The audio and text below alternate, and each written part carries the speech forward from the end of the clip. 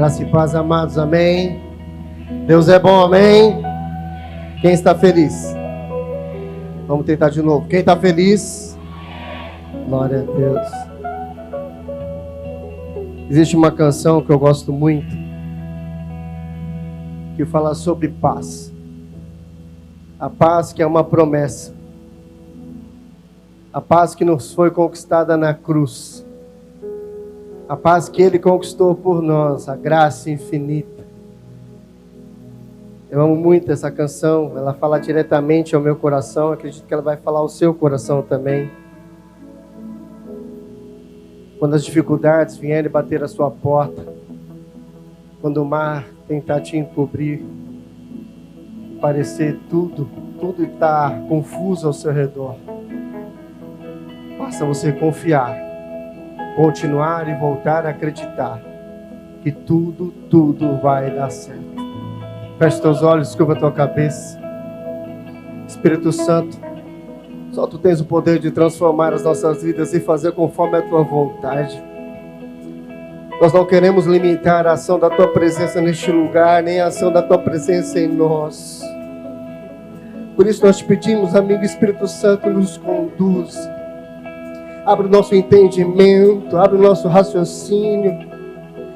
Senhor, mexa com a nossa estrutura emocional, que a nossa alma, que as nossas emoções sejam abaladas nessa noite. Que nós possamos sair daqui convictos dos Seus propósitos em nossas vidas, Pai. Ensina-nos através da Tua palavra, traz entendimento através da Tua palavra. Mesmo que tudo pareça estar difícil, nossa fé e confiança está em Ti, Jesus. Nós confiamos em Ti. Quando o mar tentar te encobrir e parecer que eu vou me afundar, me lembrarei. Se a escuridão quiser me abraçar e a esperança eu parecer perder, eu me lembrarei. Eu me lembrarei que a paz é uma promessa e você não vai mentir. Seguro estou aqui. Eu me lembrarei. Eu me lembrarei. Você tem um nome que acalma a tempestade. Você tem um nome que ilumina a minha escuridão. Você tem um nome que lança fora o medo. Seu nome é Jesus. Eu não sei quais são os medos que você tem enfrentado na sua vida.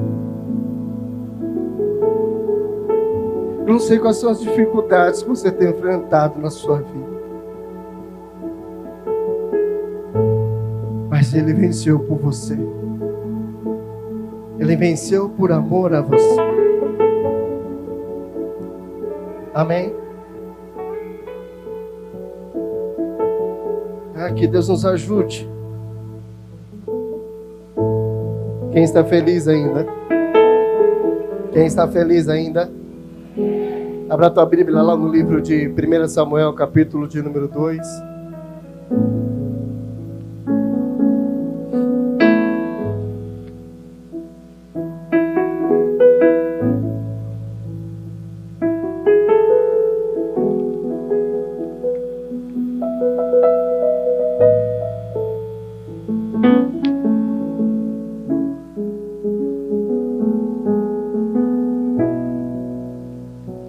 Vamos começar do capítulo 1.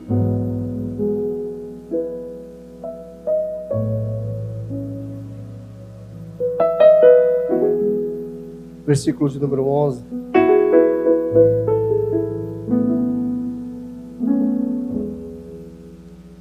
Eu vou ler aqui na minha versão na NVT. Você acompanha aí no telão.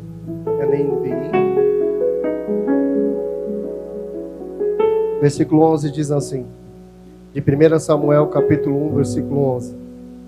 Então fez o seguinte voto: Ó Senhor dos Exércitos, se olhares com atenção para o sofrimento da tua serva, se responderes à minha oração e me deres um filho, eu o dedicarei para sempre ao Senhor, e o cabelo dele nunca será cortado.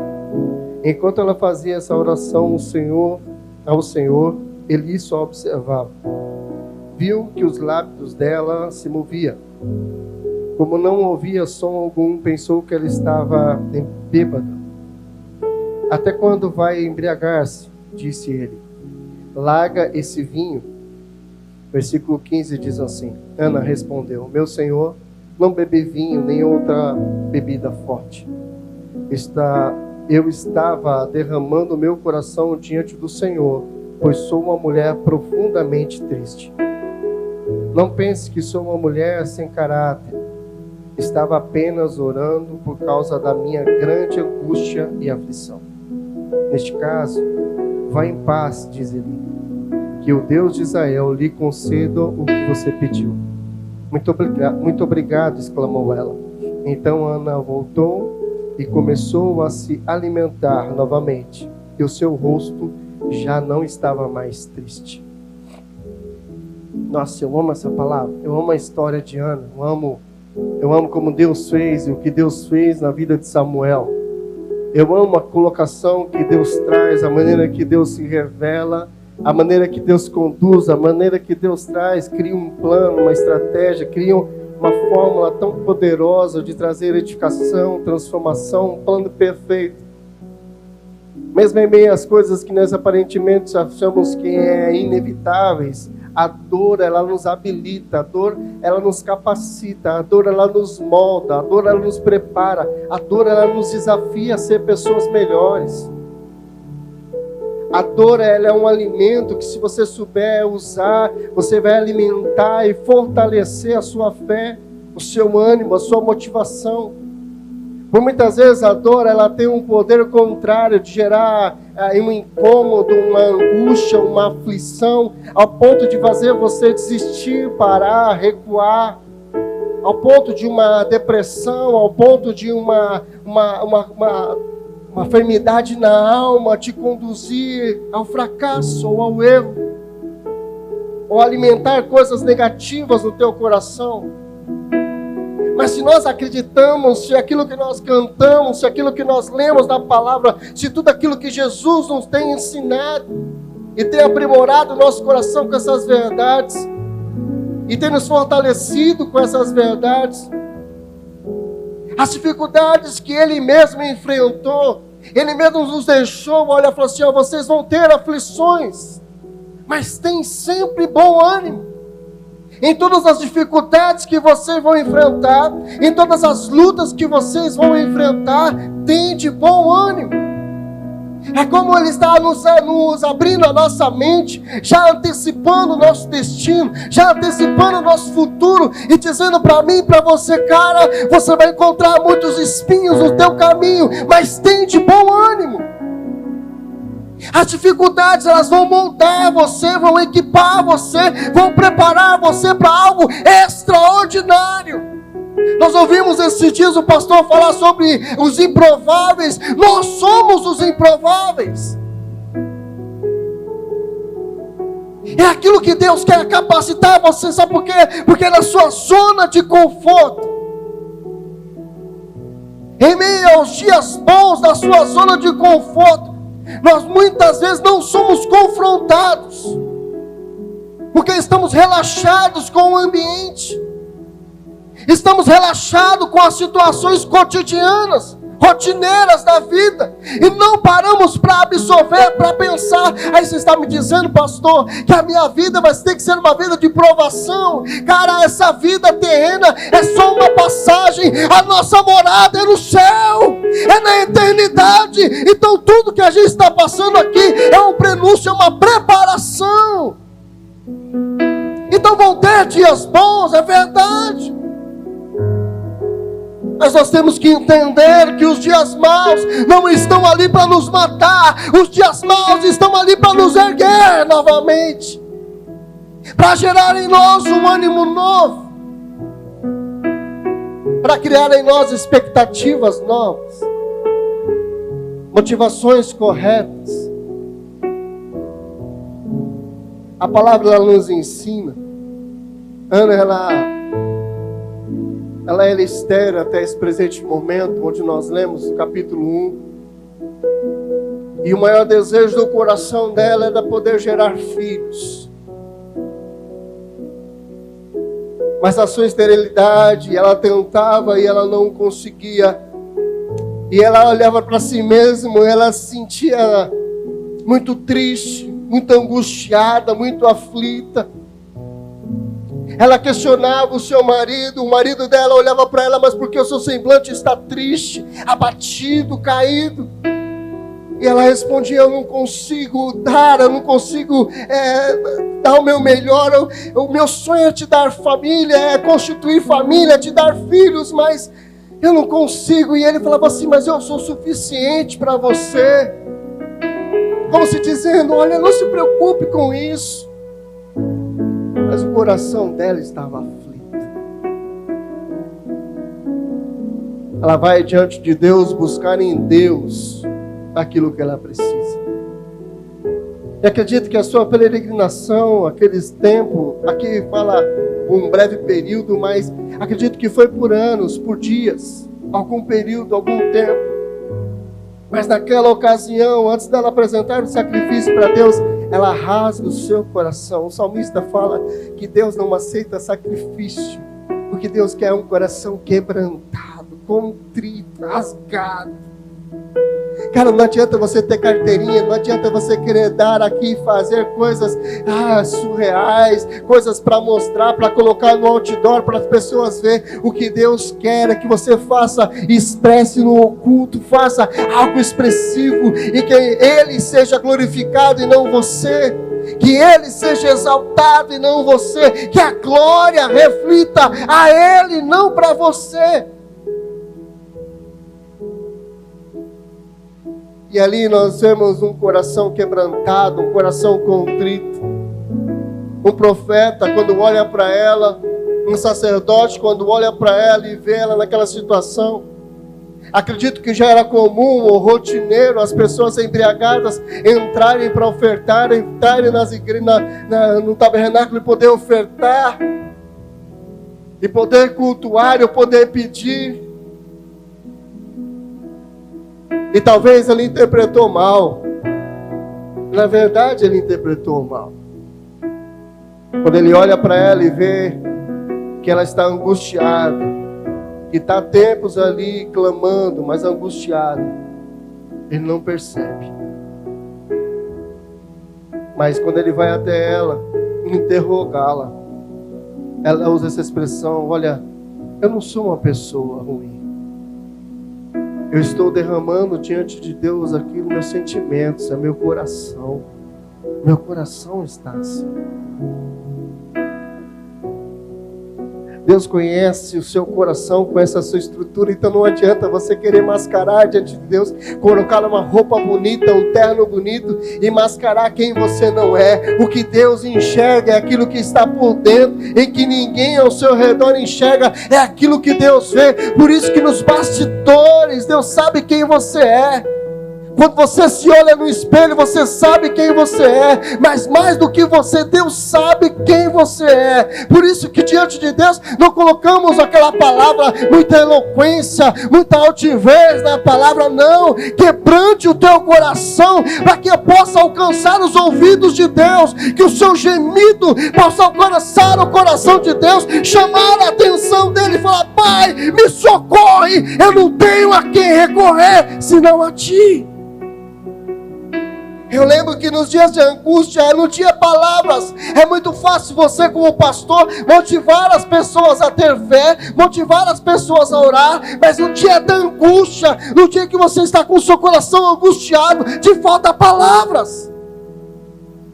Você não tem força para orar, não vem palavras na sua mente. Você tem centenas de motivos, mas te falta palavras. Mas Deus ali, quando você persiste, fala, Senhor, eu vou continuar aqui, eu vou persistir, eu não vou desistir, me dá uma ajuda. Dá uma resposta. Fala comigo, eu não vou desistir. Ana, ela não desistiu, ela persistiu. O milagre aconteceu. Deus usou o sacerdote para liberar sobre a vida dela uma palavra. Olha, você vai voltar no período. E quando você voltar desse período, você vai voltar. Você já vai estar grávida. No ano seguinte, ela nem foi ao lugar de sacrifício, porque Samuel estava ainda mamando. Só que ela fez uma promessa: ao Senhor eu darei por todos os dias da sua vida. Em meio ao caos, em meio à dificuldade, em meio à dor, Deus levanta a provisão, Deus dá a resposta. Em meio às dificuldades, em meio à dor, Deus levanta, Deus dá a resposta. Existe um propósito para tudo isso. Existe um propósito para tudo isso. O teu casamento, a tua estrutura emocional, a sua estrutura familiar, a tua estrutura no teu trabalho, aquilo que você faz em meio à dificuldade, tem um propósito específico de Deus. Tem algo direto de Deus. Porque é incrível isso, cara. Quando você poderia imaginar que em meio a esse caos, como Ana poderia imaginar que dali ela estaria sendo gerada no ventre dela? O sacerdote queria substituir Eli, o sacerdote queria se tornar juiz, queria ser voz de Deus para aquela geração, queria ser voz de Deus para aquela nação. Talvez em meio à dor, Deus te faz gerar em meio à dor aquele que vai fazer a diferença. Então se o teu filho, se o teu marido, se a tua esposa, se o teu amigo tem gerado dores de parto em você, não desista dele, que talvez ele seja o futuro da nossa geração. Talvez ele seja a resposta para a nossa nação. Não desista dele.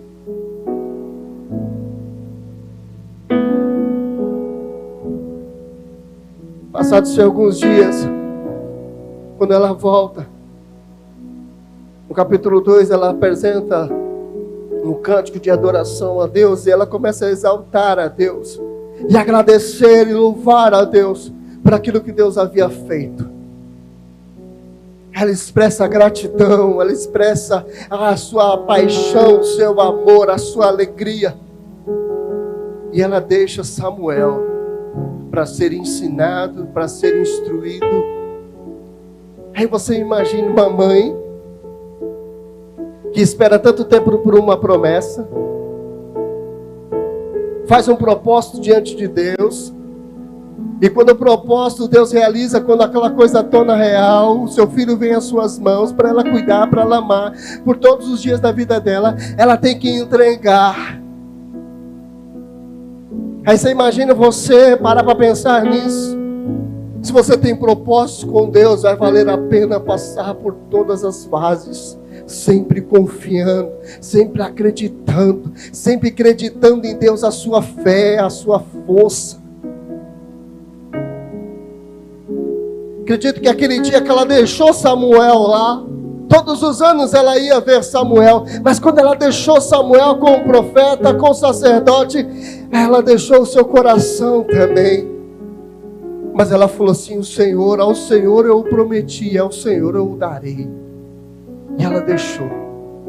E o menino, a Bíblia fala que foi crescendo em graça, conhecimento, em habilidade. Um menino que foi se destacando em temor a Deus. A casa de Eli não era um exemplo de temor a Deus. A casa de Eli não era um lugar habitável onde você iria ali gerar um conhecimento, ou iria gerar ali um temor, ou iria gerar ali o fazer de um profeta. Não, os próprios filhos de Eli já tinham sido rejeitados por Deus, porque fazia coisas abomináveis aos olhos de Deus, desonravam a Deus. Eli era um homem bom, mas a sua bondade, a sua fidelidade com Deus, ela foi usurpada. Ela foi ali por um período, pelo tempo, ela mais valorizou os filhos do que a Deus. Em vez de ele corrigir os filhos, acredita que quantas vezes Deus enviou profetas e falou: cara, olha atrás dos seus filhos para perto, cuida deles, ama eles, eles estão fazendo coisas horríveis, eles precisam ser corrigidos, cara. Tem uma palavra sobre a sua descendência, tem uma palavra liberada sobre você, mas se você não se converter, cara,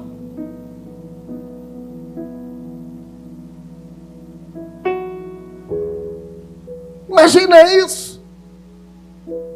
E Samuel não estava sendo criado, ele não estava absorvendo aquele ambiente, sabe por quê? Porque existe um propósito de Deus. Você pode viver até em ambiente, talvez um pouco conturbado, mas dentro desse ambiente, Deus blinda você, seca você, para gerar em você algo surreal, algo que as pessoas vão olhar e falar, como? É Deus forjando, sabe por quê? Sobre você existe uma palavra. Sobre você existe uma promessa. E Deus blinda você, Deus guarda você mesmo em meio ao caos. Deus guarda você.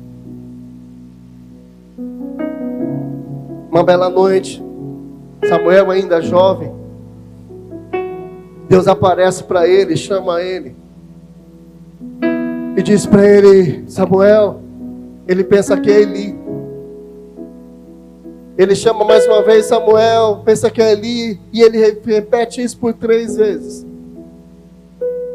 E ele vai até ali as 3 vezes, e as 3 vezes ele não entende, mas na 3ª vez ele entende. E fala, olha, é Deus que está falando com você. A próxima vez que ele te chamar, diga, eis-me aqui, Senhor, fala que o teu servo ouve.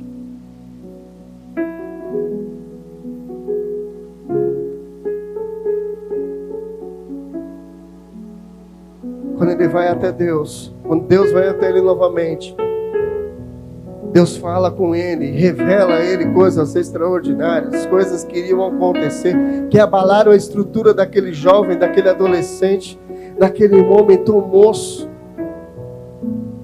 Mas quando ele absorve tudo aquilo, Deus fala, olha, cumpra a minha palavra, cumpra a minha vontade. Ele era um homem que tinha experiências. Ele é um homem que foi um homem consagrado por Deus. Acredito que Eli caminhou com Deus segundo os propósitos de Deus, mas todas as vezes que Deus chamava a atenção dele em relação aos seus filhos, ele não se posicionava da maneira que Deus queria. E não era culpa dos pais, o erro dos filhos. Não podemos imputar isso. Eu não posso imputar os meus erros, aquilo que eu fiz no meu passado tenebroso, e imputar a culpa ao meu pai ou à minha mãe.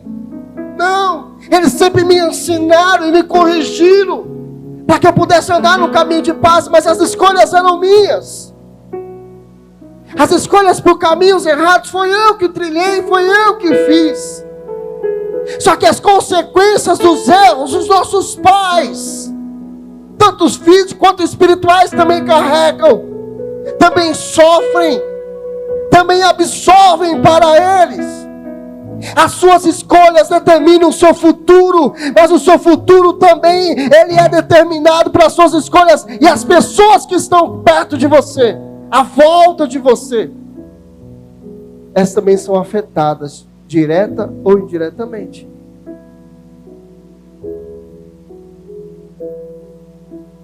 Quando Deus fala com ele, fala, olha, a casa de Eli, ela já não mais tem caminhado segundo a minha vontade. Os filhos dele, o próprio Eli, todos eles vão morrer. Para você saber que eu sou Deus, no mesmo dia os 2 filhos dele vão morrer. Porque ele tem feito coisas abomináveis aos meus olhos. Samuel cresceu com esse princípio. Ele viu o que aconteceu com Eli, a morte de Eli, a morte dos filhos. A presença de Deus através da arca foi tirada, foi levada fora. Ele viu tudo isso acontecer. Quando ele já era um homem casado, ele teve 2 filhos. Ele ensinou os seus filhos. Ele educou os seus filhos, levantou os seus filhos como profetas, como sacerdotes, para ajudá-lo, colocou na cidade para poder ajudá-lo. Mas mesmo assim, mesmo com tudo que ele viu através do ensinamento, através da história de Eli, seus filhos também foram homens que não agradaram a Deus, que não honraram a Deus. Aí você tem esse pensamento, falar, pastor, onde o senhor quer chegar? No livro de Jó, capítulo de número 1, fala da história de um homem que tinha muita fé, que se agradava do Senhor e o Senhor se agradava dele, que nele havia princípios de honrar a Deus acima de tudo e de todos. Ele tinha filhos, e quando seus filhos preparavam festa, banquetes, para festejar, comemorar algum aniversário, ou alguma data festiva, eles se alegravam, mas no dia seguinte, Deus chamava Jó, chamava os seus filhos, levava para o lugar de sacrifício, e se arrependia junto com eles. Eu não sei o que vocês fizeram nas suas festas, eu não sei o que vocês aprontaram, mas nós vamos aqui nos ajoelhar e vamos nos arrepender juntos. Acaso você tenha feito algum mal para alguém, nós vamos nos arrepender juntos. Gerar princípios nobres no coração dos nossos filhos, dos nossos discípulos, das pessoas que estão à nossa volta, só vai valorizar o nível de relacionamento nosso com Deus, só vai nos intensificar.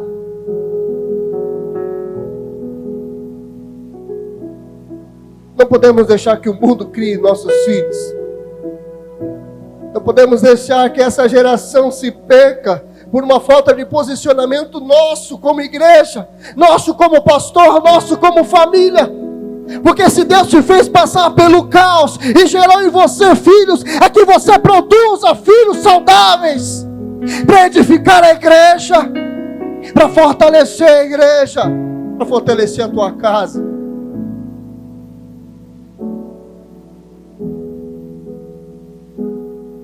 Quando Samuel, ele era um homem de Deus, Deus chama ele começa a governar, a direcionar, na verdade governar não, mas direcionar o povo, e começa a fazer um papel de juiz ali, ensinando, instruindo o povo, habilitando o povo.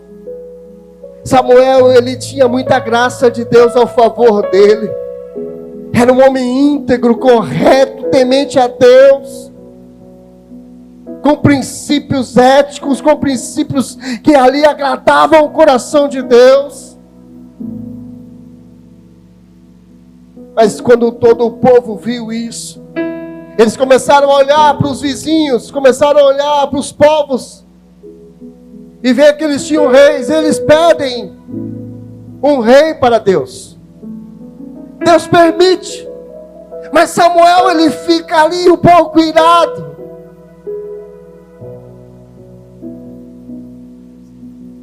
É um pouco distante essa realidade. Deus prosperava, Deus fazia as coisas acontecerem de uma forma extraordinária, mas o povo ali estava enciumado, porque todos os outros povos tinham reis, mas eles não. Deus permite. Muitas vezes a nossa persistência por algo nos faz gerar situações em nossas vidas inesperadas, e com elas consequências inesperadas. Antecipar algo, forçar ou forçar algo a acontecer, só vai ali atrapalhar, impedir, só vai ali bloquear algo que Deus já havia planejado ao teu favor, Deus já tinha desenhado ao teu favor. Muitas vezes Deus permite você passar por inúmeras situações, permite você passar. Deus livra você de algumas coisas, Deus te dá aquilo que você tanto persiste através da oração. E muitas vezes você acha, não, é a vontade de Deus. É a vontade de Deus. Não é a vontade de Deus, nunca foi a vontade de Deus. Deus. Sempre foi a tua vontade, os teus pensamentos, o teu posicionamento, o teu desejo, o seu jeito.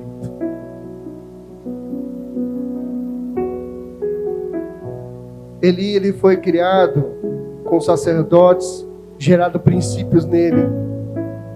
Quando ele mais foi atingido por Deus, ele não soube se posicionar. Samuel reconheceu, Eli também reconheceu porque temia a Deus. Mas e nós? No nosso chamado, naquilo que Deus tem para as nossas vidas, qual é o nosso nível de relacionamento, ou melhor, de posicionamento diante de Deus? Qual é o nível que nós temos nos posicionado? Porque a dor, ela nos aprimora, a dor ela nos melhora, mas até então entendemos isso e louvamos a Deus por isso. Agora vai ser mais fácil enfrentar as dificuldades, sabendo que tudo isso coopera para o meu bem, legal. Mas e agora? Como colocar isso em prática? E agora, como exercer isso? Como fazer disso um fundamento? Como fazer disso uma base para que eu possa ser uma pessoa melhor?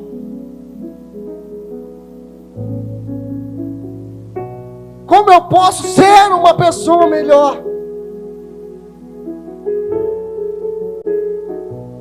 Se você olhar para você mesmo, existem qualidades que são únicas. De uma forma direta, qualidades únicas que existem em você. E Deus já te fez passar por inúmeras coisas para você se posicionar. O seu casamento não é um fracasso. Sobre a tua vida não existe só palavras de derrota. Sobre o teu ministério não existe só palavras de fracasso. Sobre a tua vida não existe só palavras de derrota. Deus quer fazer, mudar a chave, virar a chave em você. E dizer para você assim: pare de ficar murmurando.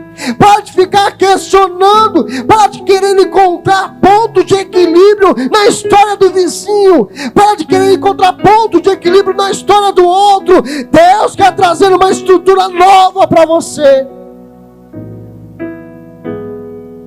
Deus quer habilitar você em meio ao caos. Deus quer habilitar você em meio à dor, porque Ele tem um destino, Ele tem um futuro extraordinário para você, que no meio do caos você não enxerga, no meio da dor você não enxerga, no meio da dificuldade você não vê, mas é aquilo que Ele tem para você.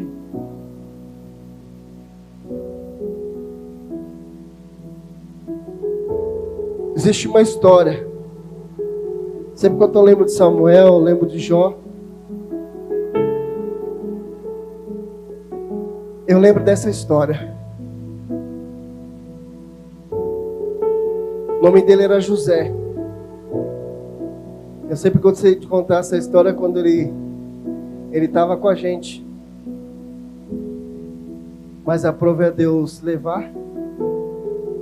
Nós temos que nos acostumar. Mas eu gosto muito de contar a história do José e da Maria. Porque o José e a Maria foram casados por quase 60 anos. E eles tiveram 10 filhos, 10 improváveis. 10 filhos improváveis. Um homem, sacerdote, pastor, temente a Deus, que teve, antes até da sua conversão, eu não conheci porque eu sou o mais novo, mas tinha princípios nobres, um caráter irrepreensível, uma conduta irrepreensível, que sempre dentro da sua casa ensinou a honrar pai e mãe, que ensinou a honrar a esposa. Eu nunca vi, eu tenho 42 anos, eu nunca vi esse José levantar a voz para minha mãe. Eu lembro até de uma frase nobre que ele usava para minha mãe. Ele fala: mulher, quem fala muito peca muito, quem fala pouco peca pouco. Mas ele teve os seus 10 filhos, 10 improváveis, do mais velho ao mais novo, 10 improváveis. Todos esses improváveis geraram um desgaste emocional muito grande na vida deles. Geraram um desgaste emocional enorme na vida deles. Esse José, ele nunca desistiu. Ele nunca estendeu a mão para falar: olha, com você só matando, com você não tem mais jeito, não. Nunca existiu e nunca se ouviu uma palavra de desânimo, de derrota. Não. Ele sempre acreditou que sobre a família dele, sobre ele, existia uma palavra, existia uma promessa, e que essa promessa iria se cumprir, mesmo em meio ao caos. Mesmo tendo um filho preso, mesmo tendo uma filha prostituta, mesmo tendo filhos traficantes, mesmo tendo filhos boêmios, mesmo tendo filho alcoólatra, mesmo tendo filho de todas as classes. Mesmo sendo... quando a pessoa tinha um barato de alguém, sendo motivo de riso dos seus vizinhos, de chacota, das pessoas escreverem bilhete para ele: que adianta você levar o bairro inteiro para a igreja, sendo que quando você sai, a sua casa vira quase um bordel. E os seus joelhos com marcas enormes. E ele sempre confiando e acreditando que a promessa um dia haveria de se cumprir.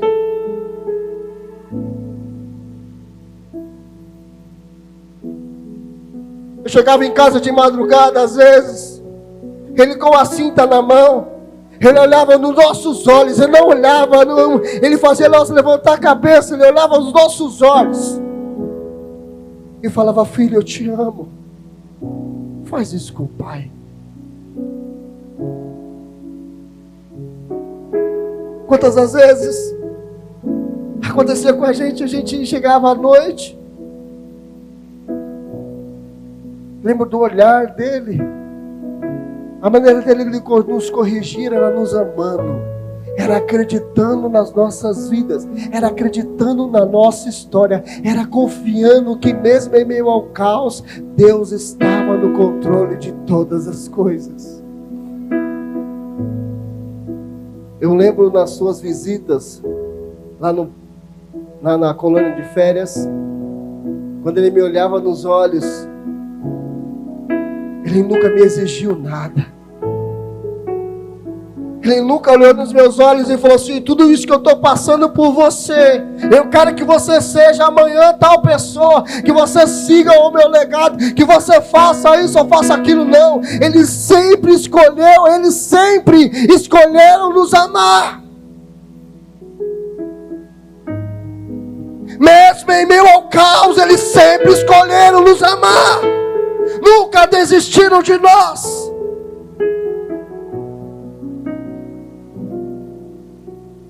Eu fui o último a me converter em 2001. Saí da colônia de férias em 2000 e me converti em 2001. Ainda dei trabalho depois disso. Mas ele não desistiu de amar. Ele poderia subir num púlpito como ele subia nesse e nos outros altares da igreja e expressar de alto e bom som: eu e a minha casa servimos ao Senhor. Antes de Deus recolhê-lo no dia 11 de maio de 2018,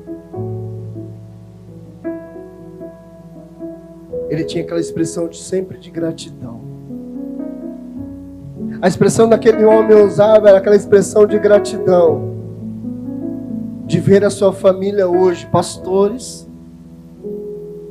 servos de Deus, homens e mulheres de Deus, homens e mulheres com princípios que Ele nos ensinou, dando sequência a um legado que Ele deixou.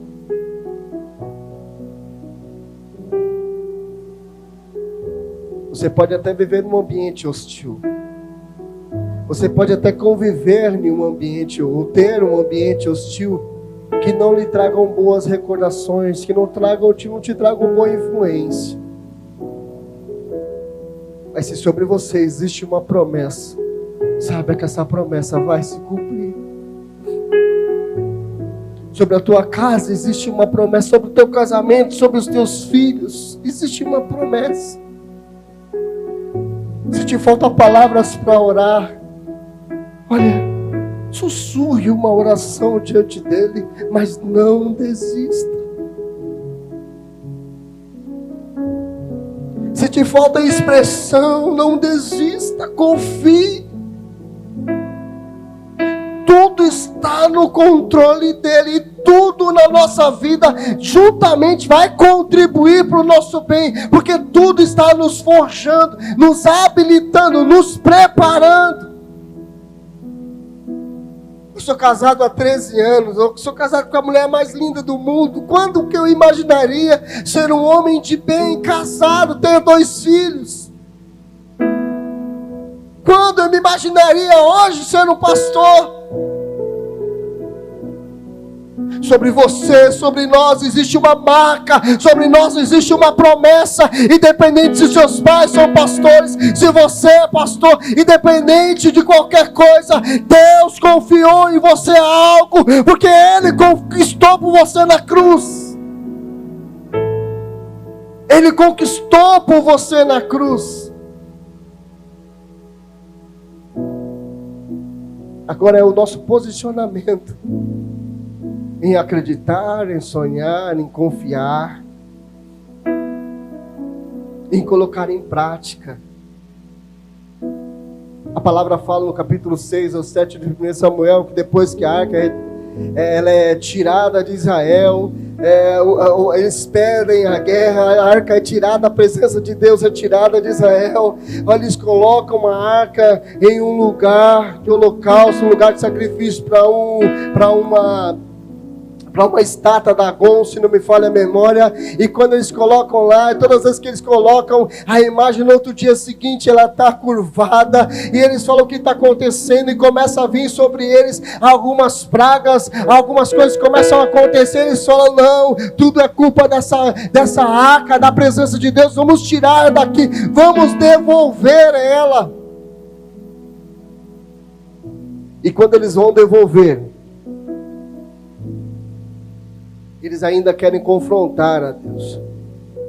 Só que agora existe profeta na casa. Só que agora existe sacerdote.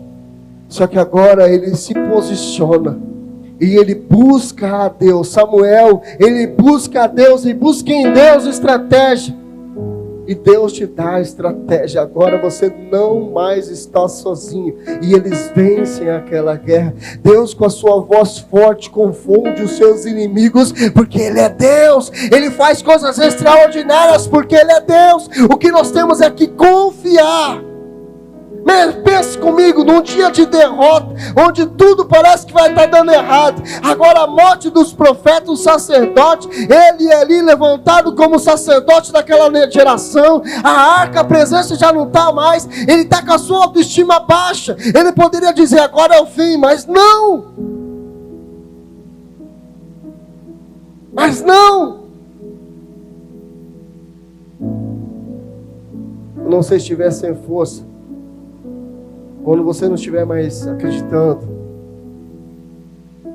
quando a sua confiança já se perder no meio do caminho, confie em Deus. Te faltam palavras para acreditar? Murmure, sussurre uma oração, gema diante de Deus, quebrante o teu coração com gemidos, coloque a tua expressão da tua alma. Você não precisa colocar palavras, Deus conhece o teu coração. Você não precisa expressar com ações, dizendo isso ou dizendo aquilo. Se te falta palavras, não saia da posição, permaneça na posição, permaneça ali, mesmo que sem palavras para usar, mas permaneça, não desista, não pare, não volte. Não volte para trás, não. Ah, não, eu não tenho mais jeito, olha o meu casamento, olha a minha vida, olha a minha célula, olha a minha história. Não desista, não. Mas para todo mundo está casando e eu não, por quê? Todo mundo é feliz e eu não, por quê? comece a mudar o quadro de pensamento. O quadro vira a chave da sua história, dos seus pensamentos, das suas emoções. E comece a dizer: Deus, eu quero viver as tuas promessas. Eu quero estar centralizado nas tuas promessas. Eu quero viver a tua vontade. Eu não vou olhar para a esquerda, para a direita. Eu quero estar centralizado na tua vontade. E eu sei que tudo na minha vida coopera para o meu bem. Se não deu certo lá atrás, eu sei que o melhor está por vir, porque o melhor habita em mim, e é Ele que me governa, é Ele que me direciona, é Ele que me anima.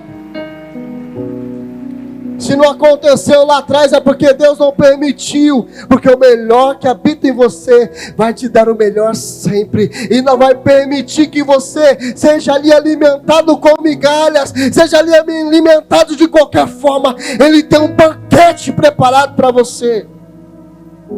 Ele quer que você sente na mesa e participe com Ele. Ele quer que você sente na mesa e coma com Ele. Ele quer que você sente na mesa e diga: eis-me aqui. O que eu posso fazer? Como eu posso fazer? O que eu preciso fazer? Olhar nos olhos de Jesus e dizer: Pai, me faltam forças, mas a minha fé está em Ti. Eu não vou desistir. Existe uma canção, nós já cantamos ela algumas vezes aqui, mas ela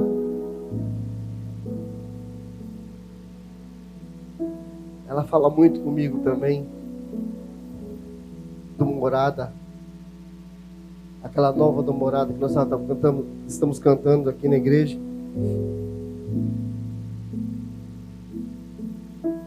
Quando eu vi essa música hoje pela primeira vez, eu já vi há muito tempo, mas quando eu vi, estava ouvindo ela de novo, a fé é uma promessa, do Tom.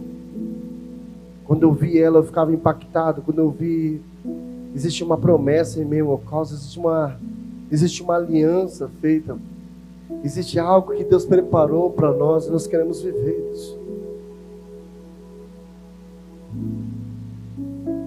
Nós queremos viver, nós precisamos desfrutar disso, precisamos entender que as dificuldades, os desafios das nossas vidas não estão ali para nos brecar, não estão ali para nos impedir, muito pelo contrário, estão ali para nos habilitar, estão ali para nos preparar, estão ali para nos lançar. Que as dificuldades que enfrentamos, que tudo que é permissível por Deus para enfrentarmos nosso dia a dia, é apenas um prenúncio daquilo que Deus vai fazer ao nosso favor, ou está fazendo ao nosso favor. Vire a chave. Se você tem fé, vira a chave. Vira a chave dos seus relacionamentos, vira a chave dentro da tua casa. Olha para dentro do teu lar agora. Todas as vezes você usou até palavras, você tinha tanta fé, você sempre profetizava, mas por um momento você parou, porque você parou de confiar, de acreditar no teu casamento, seja no teu trabalho, na tua vida ministerial, no serviço, naquilo que você pode ofertar no reino de Deus, naquilo que você pode fazer em prol do reino de Deus. Você está tão frustrado de igreja, de situação, de pessoas, e sempre olhando e sempre remoçando isso dentro de você, vivendo num saudosismo de uma história passada, de um passado, de algo que você viveu que foi bom, mas você nunca mais vai viver. Sabe por que você nunca mais vai viver? Porque todo o caos que você enfrentou até chegar esse dia, até chegar hoje, foi só apenas uma preparação, porque talvez no ápice da sua fé, no ápice do seu momento, no ápice da sua vida, você deixou entrar um pouco de vaidade, um pouco de soberba, um pouco de sentimento, dizer: é meu, eu posso, aqui está no meu controle. E Deus te fez passar por todas essas situações, seja ela qual for, qual área da sua vida seja ela, Deus te fez passar para provar e para mostrar, olhar nos seus olhos e dizer: eu estou no controle de todas as coisas, confia em mim. Tudo que você enfrentou só te arremessou, levou você a viver esse momento, trouxe você para viver essa realidade, para olhar nos teus olhos e dizer: tudo que você enfrentou te trouxe até aqui, para olhar nos seus olhos e dizer: tudo coopera para o teu bem. Porque agora aquilo que você ia fazer no teu passado, que você acha que ia dar certo, e não deu. Você acha que ia acontecer e não aconteceu. Deus permitiu você viver aqui hoje, agora com o coração quebrantado, com o coração contrito, com o coração rasgado. Ele está olhando nos seus olhos e diz: vem, pode ir, que sobre a tua vida existe uma promessa. Pode ir, que sobre a tua casa existe uma promessa. Pode descansar, que sobre você existe uma promessa. Pode ir, pode deixar acontecer. Vai para a tua casa, fique em paz.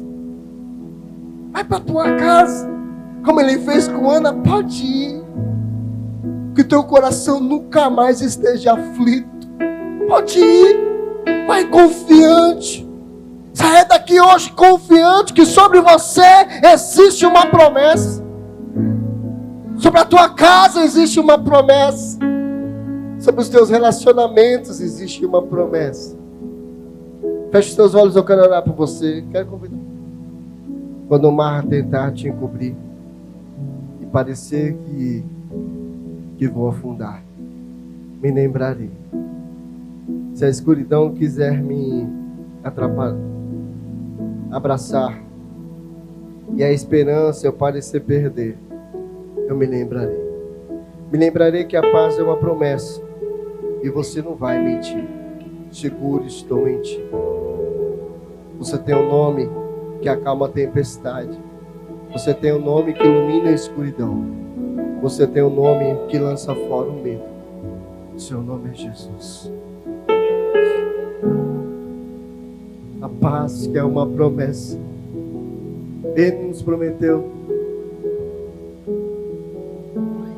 Feche os teus olhos, curva a tua cabeça. Há uma esperança para você. Há uma esperança para a tua casa, sim. Há uma esperança para a tua casa, sim. Há uma esperança para a tua história, sim. Há uma esperança, sim, para o teu casamento.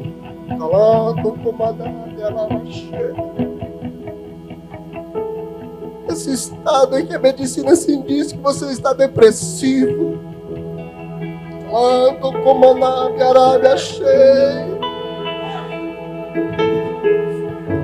Oh, comanda-me, Deus está arrancando você desse quarto escuro de solidão, desse quadro obscuro, dessa solidão, dessa angústia. Ei, comanda-me, a dificuldade é gigante, é tamanha. Você está renovando a sua fé, renovando a sua esperança, renovando as suas motivações e dizendo: eu estou no controle de tudo. Eu quero estar no controle de tudo, confie em mim.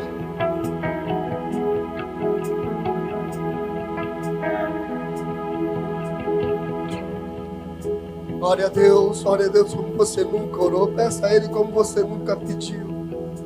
Sussurre uma oração se te faltam palavras. Hoje Deus quer resgatar você.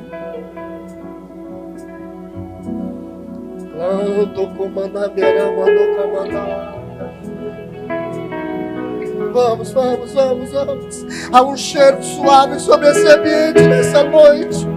Há um perfume suave sobre esse ambiente nessa noite. Há uma atmosfera suave nesse ambiente nessa noite. Quando comandar minha lábia sei. Feridas da alma estão sendo curadas. Traumas recentes e do passado estão sendo restaurados, resgatados. Há uma atmosfera de perdão, de cura sobre este lugar. Há um perfume suave sobre este lugar.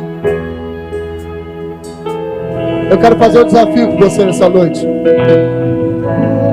Se a paz é uma promessa, e Deus não é um Deus de mentira, Deus é um Deus de aliança. E Deus quer renovar a aliança com você nessa noite. Renovar as promessas dele viva no teu coração. Não que ele deixou, mas que muitas vezes nós, no nosso caminho, na nossa trajetória, nós em meio à dor, nos esquecemos. Nós deixamos de confiar, deixamos de acreditar. Eu quero orar com você. Eu quero orar por você, eu quero orar com você. E eu quero pedir para que o Senhor ative em você essa promessa. Que faça viva na sua memória, que faça viva na sua história, que faça viva na sua vida essa promessa. Eu quero desafiar você a sair do teu lugar, vem aqui. Eu quero orar com você. Deus quer renovar a aliança com você. Deus quer renovar a aliança do teu casamento, da tua história, da tua família.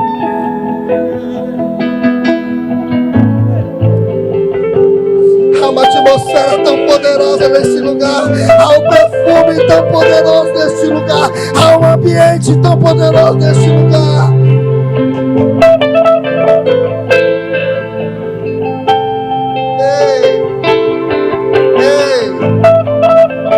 Vem, Espírito Santo. Ele quer estar arrancando todo medo, toda angústia do seu coração, toda palavra de derrota, toda calúnia lançada sobre a tua casa, sobre a tua família, sobre o teu chamado, sobre o teu ministério, toda palavra de maldição lançada sobre os seus sentimentos, sobre a tua vida financeira, familiar, conjugal. Olha, tudo isso está sendo arrancado. Você não precisa saber como orar. O que Deus espera que você faça nessa noite é quebrantar o teu coração, é rasgar o teu coração, é falar: Deus, a palavra nos ensina que tu nos sonda e nos conhece, por dentro e por fora, nos esquadrinha. E antes que saia uma palavra da nossa boca, tu sabes. Esquadrinha o coração daqueles que estão aqui. Passe em revista aos corações que estão aqui nessa noite. Aqueles que estão aqui, todos eles possam ser esquadrinhados pelo Senhor. Sonda-nos, Senhor, sonda-nos. Deixa o Espírito Santo de Deus continuar a fazer algo que eu não posso fazer. Deixa o Espírito Santo de Deus continuar a tocar em você de uma forma que eu não posso tocar. Deixa Ele fazendo o que ninguém pode fazer. Ele que quer fazer algo novo em você. Sobre a tua vida existe uma promessa. Sobre a tua casa existe uma promessa. Porque Ele que está arrancando de você é o medo. O que Ele está arrancando é a angústia do teu coração. O que Ele está arrancando de você é a aflição da tua alma. Eu estou comandado, achei um perfume tão suave da presença de Deus aqui. Há uma atmosfera tão poderosa de Deus aqui, de cura, de resgate. Hoje eu vejo Deus resgatando muitos chamados, muitos ministérios, muitas células. Acho que até 2020 500 células vão ser poucas por aquilo que Deus vai fazer, por aquilo que Deus vai realizar.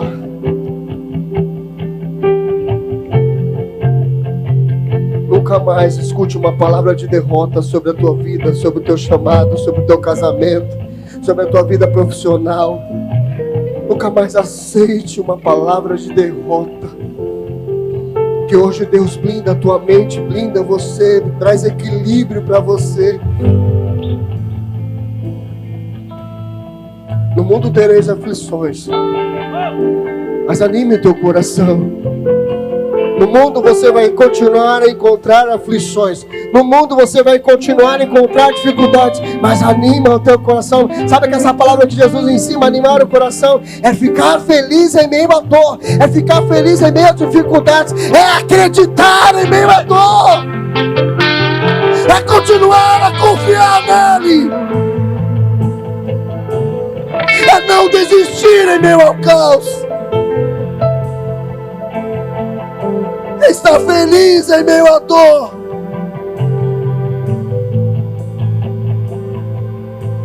Que o Senhor marque você. E o Senhor continue a fazer algo que nós não fazemos. É só Ele que pode fazer. Amém. Quem está feliz aqui ainda? Quem está feliz ainda? Mais perto do monte, mais perto da glória. Esse é o nosso propósito, esse é o nosso caminho. Que o grande amor de Deus, que a graça do nosso Senhor, o Salvador Jesus Cristo, que a comunhão do nosso amigo Espírito Santo, que seja com todos vocês, que não vão mais sentir medo, que não mais vão viver angustiados, mas que vão voar na glória de Deus e depender exclusivamente de Deus. Só quem crê diz amém. Só quem crê diz amém. Só quem acredita diz amém. Deus abençoe, vai estar com Jesus.